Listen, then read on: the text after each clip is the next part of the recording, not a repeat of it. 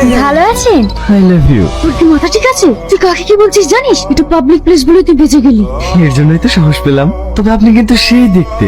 তোকে না তোমাকে না সেই লাগছে। বিশুদ্ধ যেতে হয় না, এটা পাবলিক প্লেস। তাতে আবার সামনে ভোট। এবার ভোটটা আমাকেই দেবেন। তোমাকে তো মন প্রাণ সবই দিয়েছি সোনা। ভোট তো ছোট জিনিস। দাঁড়ান ম্যাডাম, একটা ছবি তুলে নি। ম্যাডামের সাথে একটা ছবি তুলে দে। ম্যাডাম, হাতটা কাঁধে রাখুন। যা বলছি তাই করেন। এটা ছবি তো, তোকে আমি দেখে নেবো। আব্বু বারবার নিষেধ করেছিল অচেনা মানুষের সাথে বেশি মিশো না। কি মরতে যে তোর সাথে বন্ধুত্ব করতে গেলাম। বেশি বকিস নি তো। তুই গ্রামে বেড়াতে এসে বেড়াবি, এইসব ঝামেলার মধ্যে ঢুকছিস কেন? একটু শান্ত হন। কি করে শান্ত হবো? ওর এত বড় সাহস, ও আমাকে আই লাভ ইউ বলে। ম্যাডাম, এইদিকে দেখুন। এমএলএ ম্যাডাম হঠাৎ করে আপনার কলার ধরলো কেন? ভালোবাসার মধ্যে এরকম টুকটাক ঝামেলা হতেই পারে। এখন আপনি যদি অন্য একটা ছেলের সঙ্গে কথা বলেন, তাহলে আপনার সঙ্গে রাগ করবে না? মানে? আমরা দুজন দুজনকে 7 বছর থেকে ভালোবাসি। কি? কাল আমার এক বান্ধবের সঙ্গে কথা বলতে দেখে ওর একটু অভিমান হয়েছে। আমি এতে কিছু মনে করিনি। আসলে আমাকে অনেক ভালোবাসে তো। ভালোবাসার মাঝখানে একটু আধটু শাসন করার অধিকার সবার আছে। এই দেখুন, ওর নাম করতে না করতেই কল চলে এসেছে।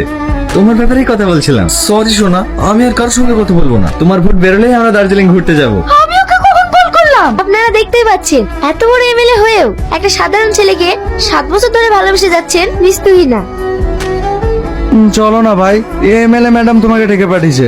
সেটা আগে বলবি তো। তোরা খেল, আমি তোর ভাবির সঙ্গে একটু দেখা করে আসি। চল।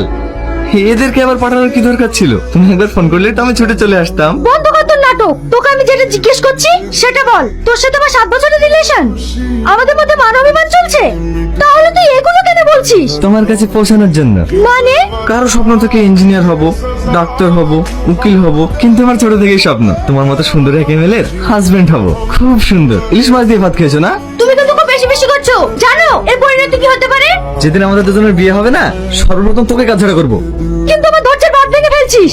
শান্ত হতো। দেখি মোবাইলটা, নাম্বারটা সেভ করে দিলাম। যখন মন চাইবে কল করো। টাটা। এই কেমন আর সহ্য হচ্ছে না। তুমি তাড়াতাড়ি গাড়িকে ফোন করো। এই বিষয়টা কি স্যারকে জানানো ঠিক হবে? তোমাকে ফোন করতে বললাম না? হ্যালো, আমি আসছি। আজকের বিশেষ খবর, হোম মিনিস্টার স্বয়ং দিল্লি থেকে নবাবগঞ্জে আসছে। তিনি যে কি কারণে আসছেন সেটাই আমরা তার মুখ থেকে সরাসরি জেনে নিই। স্যার আপনি যে এতদিন পর হঠাৎ করে নবাবগঞ্জে ফিরছেন, তার বিশেষ কারণটা জানতে পারি? আমার সেখানে কিছু কাজ আছে, তার জন্যই আমি ওখানে যাচ্ছি। স্যার, আমরা শুনলাম আপনার মেয়ে একটা ছেলেকে ভালোবাসে, এটা কি সত্য? দেখুন, এই বিষয়ে আমি কিছু বলতে চাই না। Sir plan success. দেখ আগুন, তুই এখানে কিছুদিনের জন্য ঘুরতে এসে তুই এইসব কেন করছিস বলতো? সময় হোক, সব জানতে পারবো।